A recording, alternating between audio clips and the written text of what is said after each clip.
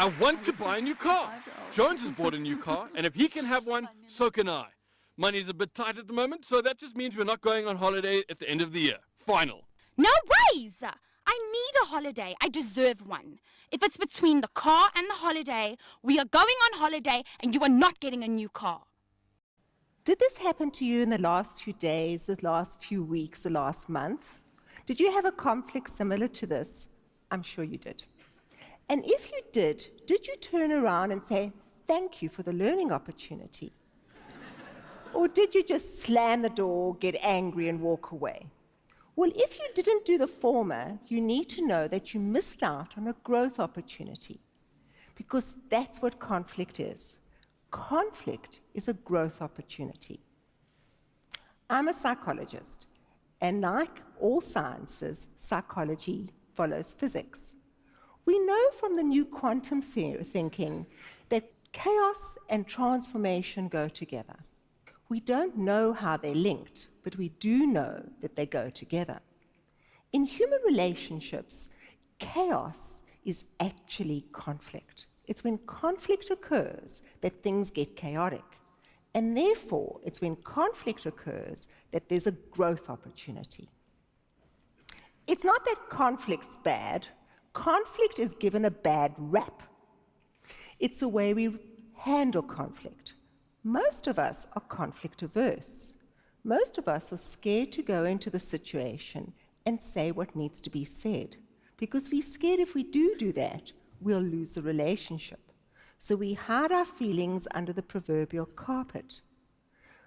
The conflict doesn't go away, but like cancer, it grows and it finally explodes.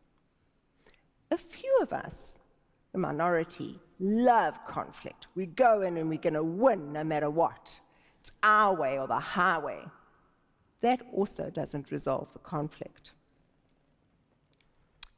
My late husband and I, in 1993, we were asked by Eskom to help resolve the racial tension that was happening amongst the people in a small division, relatively small, of 5,000 people. The tension was taking place as we were moving from the apartheid society into the new democratic dispensation. My late husband and I realized that there was no ways that we could resolve the racial tension that was happening in nanoseconds between these people, even if we had an army of psychologists. So we decided to teach them to fish instead of fishing for them. We decided that we'd take the decision-making process, which is really the basis of business, in fact, it's the basis of life, and we'd help them with the decision-making process to make sure that everybody was included, that all the voices were heard. And then to recognize that as a result of that, all the voices being heard, there would be diverse opinions. And that diversity would create tension and conflict. So we helped them to resolve this tension by recognizing it and then giving them the tools to resolve the conflict. This method has been known as Deep Democracy, the Lewis method, has now moved to 20 different countries, from boardroom to classroom, and used in a myriad of life situations.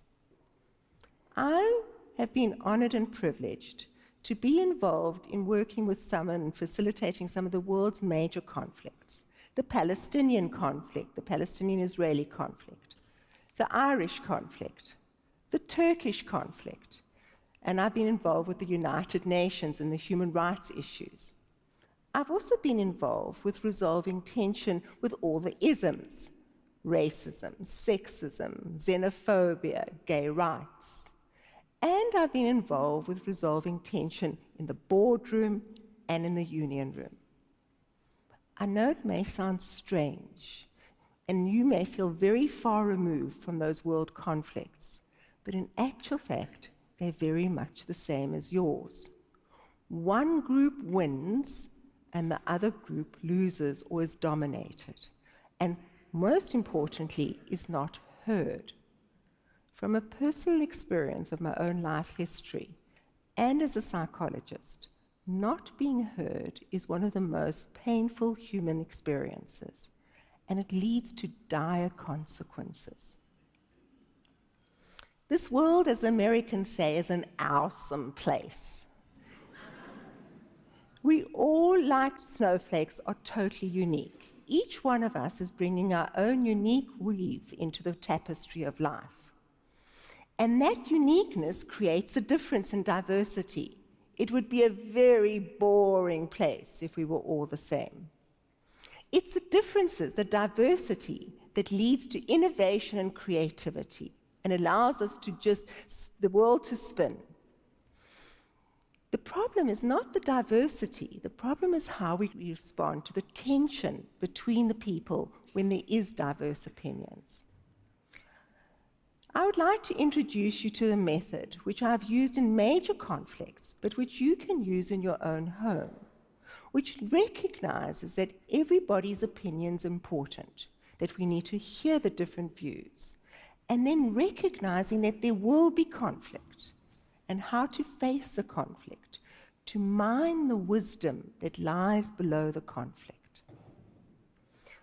TED Talks are short, so we haven't got a long period of time. So I'd like to give you a lick of the ice cream. The first step is that we're going to recognize that we need to go into the conflict. Some of us just need to hate people for a little longer. You know, when you're in a conflict, you're angry, you just want to hate somebody for a little longer. That's fine, go ahead and do that. But when you've finished hating the person, now's the time to resolve the conflict. Both of you need to agree to go into the conflict resolution. At that point in time, you also need to create safety rules. There's 3 basic safety rules inherent in this method. The first safety rule is recognizing that each one of us, due to our own biology, our genetic base, and our socialization, have our own unique perceptual lens of the world. Each one of us is right, but no one has a monopoly on the truth. The second safety rule is that what Lao Tzu said, the famous philosopher, in order to make peace, have war. Relationships are inevitably going to be conflictual and tense. It's important that we learn to resolve that tension, to actually make sure we resolve the tension in order to stay in relationship.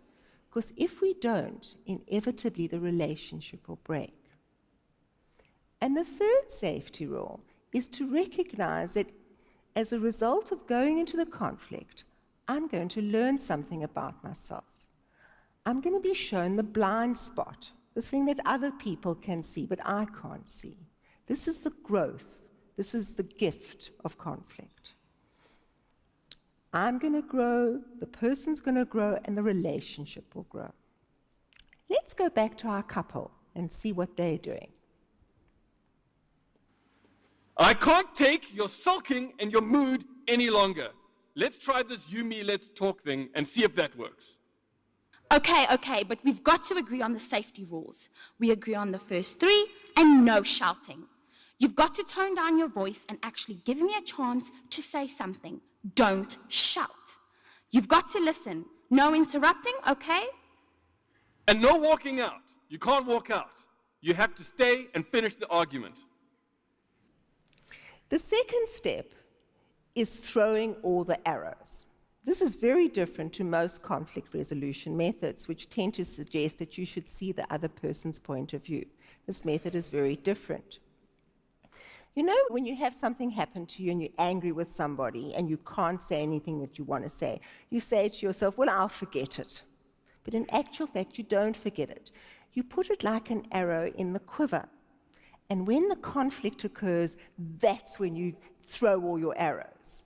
And we remember everything. Women are particularly good at that. And when we go into conflict, we tend to want to win. So we don't throw all the arrows at once. If one person throws a little arrow, yours is just a little bit bigger. You keep the rest behind for the big fight. Yeah. Sometimes there's even nuclear missiles in your quiver. This method is about throwing it all, saying it all, making sure you empty the quiver. It's done in a very organized way. One person goes first, and the other person has to listen. When that person's finished, this person goes, and that person has to listen. It's not playing tennis when one person says one thing and the other person says another thing. That's when conflict escalates. It becomes chaotic when we tend to argue through tennis playing. So this method is really about throwing your arrows and saying it in a very structured way. Let's go back to our couple. The problem is you don't spend enough time with the kids. Johnny is now 5, and you should do boy stuff with him, but you're flaked out on the sofa watching TV. When he comes to you with his Lego, you give him a morsel of time and then back to your watching. And you're missing out on your children growing up. And when you say that we can't go on holiday and need to stay at home again, means that you will sit on the couch watching TV and I will be looking after the children. I also contribute to this family. I have a half-day job, I look after the kids, and I run the home. I need a holiday too. And when we go to my mother's in Cape Town, the family supports me and I get my much-deserved rest. You also promised when we moved from Cape Town to Johannesburg that I'd see my family every year. That was a promise, and you are going back on it. Everything I do for the family. I work hard. My family is the most important thing to me, and I don't take much for myself. I deserve and want a new car. Jones has got a new car, and if he can have a new car, so can I. And by the way, if we don't trade in our new car now, we won't get much for it anyway. And talking of Cape Town, we've got this ritual of going down to Cape Town every year. It's a bloody ritual. Can't we do something creative? It's not that I don't like your mother. You know we get on fine, and we like each other. But it's the Cape Town ritual of not having a fun adventure holiday like we used to. Clearly, we'd have a few more rounds, but this is a TED talk, so we had to speed it up. The third step is that we're now going to own the grain of truth. It's almost like you're in the cavalry, and the arrows are whizzing past, but one or two of them will hit home. They will go beyond the armor plating. Those are the ones you need to look at. You need to take them out very slowly because arrowheads are sharp. And also, they're going to say something to you that you may not like. They're going to give you information about your blind side. Now, the arrow is accusing you of being an axe murderer. But in actual fact, there's a grain that you discounted someone. It's not the whole arrow, it's the grain of truth. Remember that when you get defensive about anything, there must be a grain of truth. Both parties need to own at least one grain for the conflict to be resolved. Let's go back to our couple. You're right. I am missing out on the kids. I come home exhausted, and on the weekends I do flake out. I'm not having quality time with the kids. I can and I do want to do more boy things with Johnny. You're right. You do work hard for this family, and you don't take anything for yourself. You should buy the car, and it's true. It is like a ritual, and I think that we could be more creative on our holidays.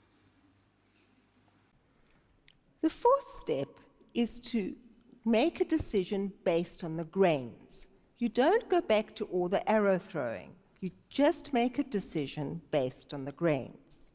Let's go back to our couple. You know what I think?